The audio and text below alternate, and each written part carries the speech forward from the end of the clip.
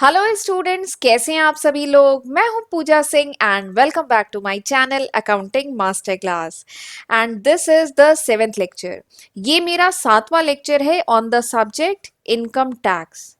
तो चलिए एक बार मैं आपको शॉर्ट में बता देती हूँ कि पिछले जो 6 वीडियो लेक्चर्स थे हमारे इनकम टैक्स पे, उसमें हमने क्या क्या डिस्कस किया था। तो आपको ये जो स्क्रीन पे सारे टॉपिक दिख रहे हैं, ये सब हम लोग पिछले 6 लेक्चर वीडियोस में डिटेल में डिस्कस कर चुके हैं। एक बार वीडियो को पॉज करके इनको रीड कर लीजिएगा, ठीक है। और एक सजेशन दूंगी कि पिछले वीडियो लेक्चर जरूर देख लीजिएगा, क्योंकि वहां पे मैंने ये जो सारे बेसिक कॉन्सेप्ट है ना, सारा मतलब कह लीजिए फर्स्ट यूनिट जो इनकम टैक्स का होता है, वो हमने डिटेल में पिछले वीडियो लेक्चर्स में डिस्कस किया है। और जब तक ये नहीं समझ में आएगा, आगे चीजें नहीं क्लियर होंगी, ठीक है। तो इसीलिए मैं नंबरिंग कर रही हूँ और इसीलिए आप लोग जितने भी लेक्चर वीडियोस हैं उनको सीक्वेंस में देखें, ठीक है। तो मैं बेसिक पढ़ा चुकी हूँ, कितने हेड्स होते हैं इनकम के, प्रोसीजर क्या है, टैक्स रेट क्या है, रिबेट क्या है, सरचार्ज क्या है, हेल्थ एंड एजुकेशन सेस क्या है, इंडिविजुअल के केस में, एचयूएफ के केस में, एओपी के केस में, बीओआई के केस में, ठीक है, एंड फर्म के केस में। ये सारी ही चीजें हम बहुत डिटेल में डिस्कस कर चुके हैं। तो ये सारे कॉन्सेप्ट देखने हैं तो आप मेरे पिछले जो लेक्चर वीडियोस हैं वो चेकआउट कर सकते हैं, ठीक है। एक सेपरेट प्लेलिस्ट मैंने बनाई हुई है इनकम टैक्स की, आप वहां जाके देख सकते हैं, ठीक है। तो चलिए फिर बिना टाइम वेस्ट किए हम अब आगे पढ़ना शुरू करते हैं। आज हम डिस्कस करने वाले हैं अबाउट इनकम, ठीक है। आज हम इनकम के बारे में पढ़ेंगे, ठीक। तो मैंने आपको पिछले वीडियो लेक्चर में भी बताया था कि जो इनकम टैक्स एक्ट 1961 है, जो इनकम टैक्स एक्ट 1961 है, उसके सेक्शन 2 एंड सेक्शन 3 में, उसके सेक्शन 2 एंड सेक्शन 3 में जो इंपॉर्टेंट टर्म्स हैं उनकी डिफिनीशन बताई गई है, ठीक है। ये इनकम टैक्स में जितने भी इंपॉर्टेंट टर्मिनोलॉजीज आएंगी उनकी इंपॉर्टेंट डेफिनेशन जो है इनकम टैक्स एक्ट 1961 के सेक्शन 2 एंड सेक्शन 3 में डिटेल में बताया गया है। तो वही हम अब डिस्कस करने वाले हैं। तो उसमें आज मैंने जो सबसे पहला टर्म लिया है दैट इज इनकम, और ये सबसे इंपॉर्टेंट टर्म है ना। देखिए हमारे पेपर का नाम क्या है, हमारे पेपर का नाम है इनकम टैक्स, ठीक है। तो बेसिकली हमें टैक्स कैलकुलेट करना है किस पे, इनकम पे। तो जब तक इनकम पता नहीं होगी कैसे इस पे टैक्स कैलकुलेट करेंगे, ठीक है। तो इसीलिए मैंने जो सबसे पहला टर्म जो डिस्कस करूंगी आपके साथ दैट इज इनकम।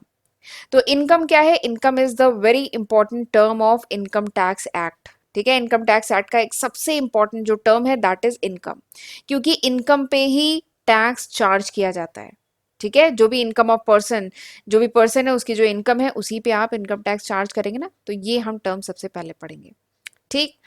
और एक और बात बताती हूँ कि इनकम टैक्स एक्ट में इस टर्म को डिफाइन नहीं किया गया है, ठीक है। फिर से बोल रही हूँ कि ये जो इनकम टैक्स एक्ट 1961 है इसमें इनकम को डिफाइन नहीं किया गया है। इसमें ये नहीं बताया गया है, कोई डिफिनीशन एज सच कोई डिफिनीशन इनकम की नहीं दी गई है। इनकम टैक्स एक्ट 1961 में ये बताया गया है कि इनकम में क्या क्या आता है, ठीक है। इनकम इंक्लूड्स यानी इनकम के अंदर क्या क्या चीजें आती हैं ये बताया गया है, बट ये नहीं मतलब एक प्रॉपर एक डिफिनीशन इनकम की नहीं दी गई है, ठीक है। तो इनकम टैक्स एक्ट में फिलहाल क्या बताया गया है वो अब हम डिस्कस करेंगे। तो अंडर द सेक्शन 2, ठीक है, सब सेक्शन 24 में बताया गया है कि इनकम के अंडर में क्या क्या आता है। तो सबसे पहला क्या है, प्रॉफिट एंड गेन। जो भी प्रॉफिट है, जो भी गेन्स है, ठीक है, वो सब क्या होती है, वो इनकम होता है, ठीक है। डिविडेंड जो होता है वो क्या होता है, वो भी इनकम है, ठीक है। तो हम बेसिकली डिस्कस कर रहे हैं कि इनकम के अंडर में क्या क्या आता है जो इनकम टैक्स एक्ट में बताया गया है।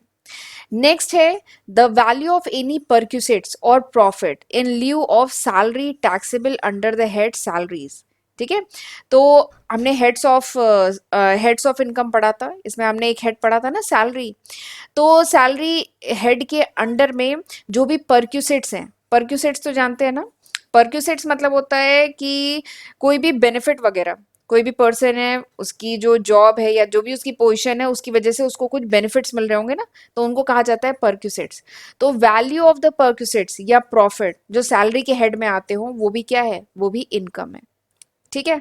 चौथा इनकम में क्या आता है, वॉलेंट्री कॉन्ट्रीब्यूशन, यानी अपनी इच्छा से जो कॉन्ट्रीब्यूशन मिलता है, ठीक है, जो रिसीव होता है बाय एनी रिलीजियस ट्रस्ट या चैरिटेबल ट्रस्ट, ठीक है, चैरिटेबल या रिलीजियस ट्रस्ट को जो कंट्रीब्यूशन रिसीव होता है, ठीक है, कोई भी अपनी इच्छा से जो दान देता है, ठीक है, तो इन्हें जो कंट्रीब्यूशन रिसीव होता है, रिलीजियस चैरिटेबल ट्रस्ट को, या साइंटिफिक रिसर्च एसोसिएशंस को, या गेम या स्पोर्ट्स एसोसिएशन को, या किसी यूनिवर्सिटी या एजुकेशनल इंस्टीट्यूट को, किसी हॉस्पिटल को, या किसी इलेक्ट्रोलर ट्रस्ट को, इनको जो कंट्रीब्यूशन रिसीव होता है वो भी क्या है, वो भी इनकम के अंडर में आता है। ठीक है, तो ये हो गया चौथा पॉइंट। पांचवा पॉइंट क्या है, इनकम के अंडर में और क्या क्या आता है? जो बैंकिंग बिजनेस है, ठीक है, जिसमें कुछ क्रेडिट फैसिलिटी दी जा रही हो, कुछ उधार दिया जा रहा हो, ठीक है, तो उसमें जो भी गेन होता है, जो भी प्रॉफिट होता है, तो वो भी किसके अंडर में आता है, वो भी इनकम में आता है। ठीक, फिर से एक बार बोल रही हूँ, जो भी प्रॉफिट या फिर जो भी इनकम बैंकिंग बिजनेस में जो भी प्रॉफिट इनकम होता है जिसमें बेसिकली क्रेडिट फैसिलिटी यानी उधार दिया जा रहा है, carried on by cooperative society, जो भी कॉर्पोरेटिव सोसाइटी अपने मेंबर्स के साथ जो भी बैंकिंग बिजनेस कर रही है, जिसमें कुछ उधार दिया जा रहा है, क्रेडिट फैसिलिटी दी जा रही है, तो उसमें जो भी प्रॉफिट होता है, जो भी गेन होता है, वो किस में आएगा, वो इनकम में आएगा। ठीक है, नेक्स्ट इनकम में और क्या आता है, जो भी बिजनेस या जो भी प्रोफेशन से, जो भी बिजनेस या प्रोफेशन में जो भी चार्ज किया जाता है, ठीक है, जो भी अमाउंट रिसीव होता है, ठीक है, जो भी फीस वगैरह चार्ज की जाती है, उसका जो अमाउंट रिसीव होता है वो भी क्या है, इनकम है। ठीक है, वैसे ये तो एक हेड ऑफ इनकम में आता है ना, जो हमने पढ़ा था हेड्स ऑफ इनकम, इसमें एक था सैलरी और एक बिजनेस एंड प्रोफेशन भी तो था। तो बिजनेस एंड प्रोफेशन में जो भी सम चार्ज किया जाता है that also consider as income, वो भी क्या है, इनकम। फिर नेक्स्ट क्या है, कैपिटल गेन। कैपिटल गेन भी तो क्या है, one of the head of income है ना। पांच हेड्स थे इनकम के, याद आ रहा है ना, पांच हेड्स थे, अभी पिछली स्लाइड में बताया है। तो कैपिटल गेन क्या है, ये भी क्या है, इनकम। ठीक, अच्छा कैपिटल गेन तो पता है ना, कैपिटल गेन मतलब जो भी प्रॉफिट, जो भी गेन होता है, अगर किसी एसेट को हमने कुछ समय तक रखा है और उसके बाद उसे सेल कर रहे हैं, ठीक है, तो जो भी गेन होता है that is called capital gain. अब ये लॉन्ग टर्म भी हो सकता है, शॉर्ट टर्म भी हो सकता है, तो जो भी कैपिटल गेन है वो भी क्या है, वो भी इनकम में आता है। नेक्स्ट क्या है, अगर सपोज करिए कोई लॉटरी है, कोई क्रॉस वर्ल्ड पजल है, कोई रेस वगैरह है, हॉर्स रेस है, ठीक है, या कोई कार्ड गेम है, या कोई भी दूसरा गेम है, ठीक है, भले ही वो गैम्बलिंग है, बेटिंग है, ठीक है, कोई भी इस टाइप का भी गेम है, तो उससे जो भी प्राइस जीती जा रही है वो भी क्या है, वो भी इनकम है, वो भी इनकम के हेड में आएगा। ठीक है, नेक्स्ट और क्या होता है income, the value of any benefit या perquisites which is obtained by any representative assessee. यहाँ पे एक टर्म आया है रिप्रेजेंटेटिव एसएससी, तो रिप्रेजेंटेटिव एसएससी, ठीक है, अगर कोई भी बेनिफिट या परक्यूसिट रिसीव कर रहा है, रिप्रेजेंटेटिव एसएससी अगर कोई बेनिफिट या परक्यूसिट रिसीव कर रहा है, तो उसकी जो वैल्यू है that will also be consider as income, इसको भी इनकम कहेंगे। ठीक, बट अब आप यहाँ पे सोच रहे होंगे कि ये टर्म होता क्या है, ये जो रिप्रेजेंटेटिव एसएससी ये क्या होता है। तो देखिए नाम क्या है, रिप्रेजेंटेटिव एसएससी, यानी एसएससी कोई और है, उसको रिप्रेजेंट करने वाला कोई दूसरा पर्सन, कुछ वैसी बात लग रही है ना यहाँ पे। क्या है, रिप्रेजेंटेटिव एसएससी, यानी एसएससी को रिप्रेजेंट करने वाला एक लीगल रिप्रेजेंटेटिव जो हो उसको क्या कहेंगे, रिप्रेजेंटेटिव एसएससी। तो रिप्रेजेंटेटिव एसएससी क्या है, ये वो पर्सन है, ये वो पर्सन होता है जो एक्ट करता है as a legal representative of another person, यानी एसएससी जो दूसरा पर्सन है उसका एक लीगल रिप्रेजेंटेटिव जो रिप्रेजेंट करता है ना, उसको कहते हैं रिप्रेजेंटेटिव एसएससी। ठीक, और ये जो कॉन्सेप्ट है ना रिप्रेजेंटेटिव एसएससी का, ये कॉन्सेप्ट कहाँ पर आता है, ये आता है इन केस ऑफ माइनर, अगर माइनर का केस है, ठीक है, या लुनेटिक का केस है, ठीक है, या फिर नॉन रेसिडेंट का केस है, तो उस केस में ये कॉन्सेप्ट यूज होता है रिप्रेजेंटेटिव एसएससी। ठीक है, तो ये जो रिप्रेजेंटेटिव एसएससी को जो भी बेनिफिट्स या जो भी परक्यूसिट रिसीव होते हैं, ठीक है, उसकी जो वैल्यू है that will also be consider as income. ठीक, और भी कुछ कॉन्सेप्ट हैं जो इनकम में आते हैं, दैट इज कंपनसेशन या कोई भी पेमेंट जो ड्यू है या वो रिसीव होती है by any person in connection with termination of his employment. Suppose करिए कोई पर्सन है, उसका अब एम्प्लॉयमेंट टर्मिनेट हो रहा है, खत्म हो रहा है, तो उसे जो भी कंपनसेशन वगैरह रिसीव हो रही है या कोई भी दूसरा पेमेंट वगैरह रिसीव हो रहा है या रिसीव होने वाला है, ठीक है, तो वो भी किस में कंसीडर होगा, this is also an income. या सपोज करिए ऑर्गेनाइजेशन की कुछ टर्म एंड कंडीशन चेंज हुई है, कुछ मॉडिफाई हुई है, तो उससे जो भी कंपनसेशन रिसीव हो रहा है एम्प्लॉय को that will also be consider as income, तो वो भी इनकम में आएगा। तो ये हो गया 10 पॉइंट। अगला पॉइंट क्या है कि the sum of money received as an advance in the course of negotiation for the transfer of capital asset. Suppose करिए कोई कैपिटल एसेट है, ठीक है, उसको ट्रांसफर किया जा रहा है। तो निगोशिएशन चल रहा है दो पार्टीज के बीच में, ए बी दो पार्टी है, इनके बीच में निगोशिएशन चल रहा है, और सपोज करिए वो निगोशिएशन फेल हो गया, ठीक है। तो उस केस में जो भी अमाउंट इसने पे कर दिया था, ठीक है, जो बायर ने सेलर को जो भी अमाउंट पहले पे कर दिया था, और अगर वो मतलब और वो अमाउंट निगोशिएशन फेल हो गया, तो जो अमाउंट फोरफीट हुआ है, फोरफीट होना मतलब क्या होता है, जब्त होना, जो अमाउंट जब्त हो गया, फोरफीट हो गया, तो that is also consider as income, उसको भी इनकम कहेंगे, ठीक है। जो भी अमाउंट एडवांस में पे कर दिया था, ए और बी दो पार्टी थी, इनके बीच में कुछ डील चल रही थी, कैपिटल एसेट को ट्रांसफर करने की डील चल रही थी, बी ने कुछ एडवांस पेमेंट किया इसे, ठीक है, लेकिन बाद में बी बाकी पेमेंट नहीं कर पाया, ठीक है, निगोशिएशन जो था, डील कैंसिल हो गई, फेल हो गई, तो उस केस में जो ये अमाउंट ऑलरेडी पे कर चुका है, ये क्या होगा, फोरफीट हो जाएगा ना। तो फोरफीटेड अमाउंट जो होता है, this is also consider as income, ये भी इनकम होती है, ठीक। अगला पॉइंट क्या है कि any consideration receive for issuing share as exceeds the fair market value of the share, ठीक है। इसका मतलब क्या है कि अगर कोई भी शेयर को इशू किया जाता है फेयर मार्केट वैल्यू से ज्यादा रेट पे, fair market value, fair market value से ज्यादा रेट पे किसी शेयर को अगर इशू किया जाता है, बेसिकली प्रीमियम पे अगर किसी शेयर को इशू किया जा रहा है, ठीक है, तो जो एक्स्ट्रा अमाउंट है that is consider as income, वो क्या है, इनकम।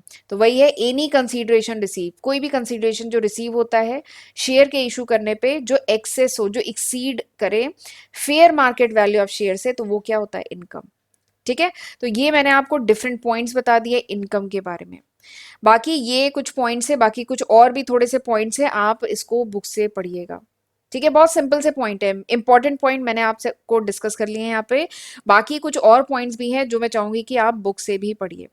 और एक चीज और है, केवल क्योंकि देखिए इनकम टैक्स काफी वाइड है, बहुत सारे लॉज हैं, ठीक है, तो सारी चीजें मतलब इंक्लूड करना थोड़ा सा मुश्किल है, वीडियो में इंक्लूड करना थोड़ा सा मुश्किल है, तो इसलिए मैं चाहूंगी, मैं आपको एक मोटा मोटा आउटलाइन दे दे रही हूँ, बट आप जिस भी बुक को फॉलो कर रहे हैं उस बुक से आप खुद से भी एक बार रीड करिएगा। और अब अगर वीडियो देखने के बाद आप किसी चैप्टर को रीड करेंगे ना, तो अब आप इजीली समझ पाएंगे, आसानी से समझ पाएंगे। देखिए आपको मोटा मोटा तो पता चल गया ना कि इनकम में क्या क्या चीजें आती हैं, और ये कहाँ पे डिफाइंड है, ये डिफाइंड है इनकम टैक्स एक्ट 1961 में डिफाइंड है। किस सेक्शन में, सेक्शन 2 सब सेक्शन 24 में इनकम के बारे में बताया गया है। और इसकी एग्जैक्ट डेफिनेशन नहीं दी गई है, इसमें यह बताया गया है कि इनकम में क्या क्या आता है, ठीक है, इनकम इंक्लूड्स, इनकम में क्या क्या इंक्लूड किया जाता है। तो मैंने यहाँ पे 12 पॉइंट डिस्कस किए हैं, कुछ और पॉइंट भी हैं जो आप बुक से पढ़िएगा, ठीक है, वो इसी की तरह सिंपल से पॉइंट है, ठीक। तो ये हो गया इनकम के बारे में। बट इतने सारे जो पॉइंट अभी मैंने आपसे डिस्कस किए हैं, this is not all conclusive, ये कंप्लीट नहीं है, ठीक है। कुछ और इंपॉर्टेंट बातें हैं इनकम के बारे में जो आपको जानना बहुत जरूरी है, तभी आपके सारे डाउट इनकम के रिगार्डिंग क्लियर हो पाएंगे, तभी आप इनकम पे टैक्स प्रॉपरली कैलकुलेट कर पाएंगे, ठीक है। मैं पिछले वीडियो लेक्चर में ही बता चुकी हूँ, देखिए हमारा टॉपिक क्या है, इनकम टैक्स ना, टैक्स किस पे कैलकुलेट करेंगे, इनकम पे। तो इनकम टैक्स का जो पेपर है ना, उसमें सारा काम जो है ना वो यही है कि इनकम कैलकुलेट करना। अगर आपने इनकम सही कैलकुलेट कर ली ना, तो इस पे टैक्स चार्ज करना बहुत आसान है, क्योंकि उस पर रेट ही तो लगाना है, ठीक है। तो मेन काम जो इनकम टैक्स के पेपर में करना है वो क्या है, इनकम कैलकुलेट करना। बट आपको ये पता होगा कि इनकम किसे इनकम में कंसीडर करेंगे, किसे नहीं करेंगे, जब ये पता होगा तभी तो इनकम कैलकुलेट करेंगे। तो इसीलिए ये जो कॉन्सेप्ट है बहुत इंपॉर्टेंट है, ठीक है। और अभी जो इनकम टैक्स एक्ट में हमने पढ़ा, ठीक है, वो it is not all conclusive, वो पूरा कंप्लीट नहीं है, कुछ और इंपॉर्टेंट पॉइंट्स हैं। तो अब मैं आपको कुछ इनकम से रिलेटेड कुछ इंपॉर्टेंट पॉइंट डिस्कस करने जा रही हूँ आपके साथ, ठीक है। तो ये अब ध्यान से समझिएगा।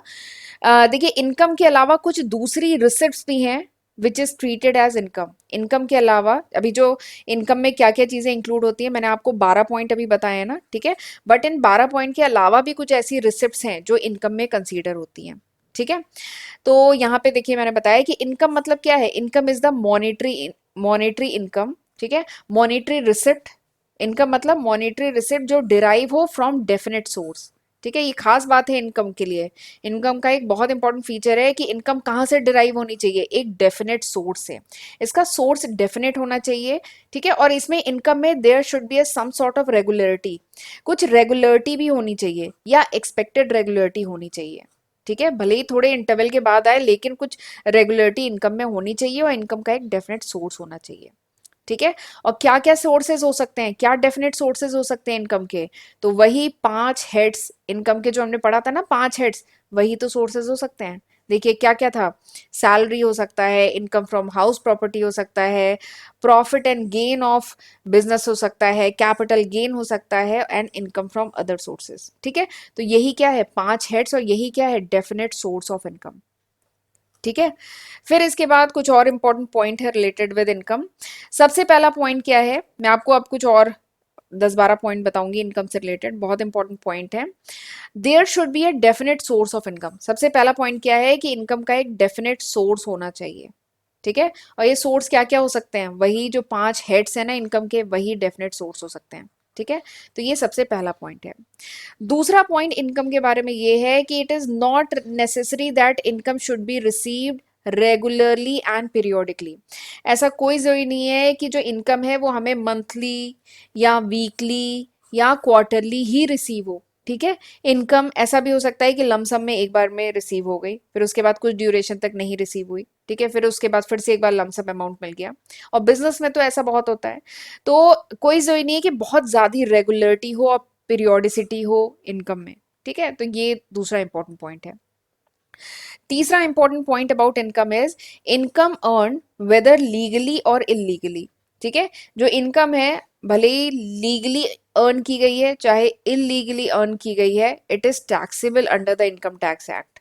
ठीक है, वो टैक्सेबल है, इनकम चाहे लीगली हो चाहे इलीगली अर्न की गई हो, but it is taxable under the income tax act 1961 के अंडर में ये टैक्सेबल होती है। ठीक है, ये जो इनकम टैक्स एक्ट है ये कोई अंतर नहीं करता कि इनकम जो है लीगली लीगल तरीके से आपने अर्न की है कि इलीगल तरीके से अर्न की है, इसके बीच में कोई अंतर नहीं करता इनकम टैक्स एक्ट। अगर आपने इनकम अर्न की है तो उस पर टैक्स देना होगा, चाहे वो लीगली तरीके से अर्न की है चाहे इलीगली तरीके से अर्न की है। ठीक, तो ये तीसरा इंपॉर्टेंट पॉइंट हो गया। चौथा इंपॉर्टेंट पॉइंट क्या है, टेम्परेरी और परमानेंट इनकम। तो चाहे इनकम आपकी टेम्परेरी हो, ठीक है, कुछ समय के लिए हुई हो इनकम, ठीक है, या परमानेंट इनकम हो, ठीक है, ये इममटेरियल है in the eyes of income tax act. Income tax act की नज़रों में ये चीज़ मैटर ही नहीं करता नहीं करती कि इनकम जो है टेम्परेरी है कि परमानेंट है। ठीक है, इनकम हुई है तो यानी इनकम टैक्स पे करना है। ठीक है, भले ही वो टेम्परेरी हो चाहे परमानेंट हो। ठीक है, तो this is the fourth important point. पांचवा इंपॉर्टेंट पॉइंट क्या है, income should be received from outside. ये अच्छा पॉइंट है कि इनकम जो है it should be receive from outside, यानी बाहर से इनकम होनी चाहिए।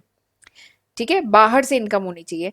जैसे एक एग्जांपल लेते हैं, सपोज करिए एक क्लब है। ठीक है, एक क्लब है या कह लीजिए कोई इंस्टीट्यूशन है, ठीक है, जिसके मेंबर्स हैं इनके मेंबर्स ने सब्सक्रिप्शन लिया हुआ है। ठीक है, तो सब्सक्रिप्शन से जो अमाउंट रिसीव हुआ है वो सपोज करिए ज्यादा हुआ है as compare to the expenditure on the member. इस क्लब ने अपने मेंबर पे जो खर्चा किया वो कम और रिसीविंग ज्यादा हुई है, रिसीव जो हुआ है सब्सक्रिप्शन वो ज्यादा हुआ है।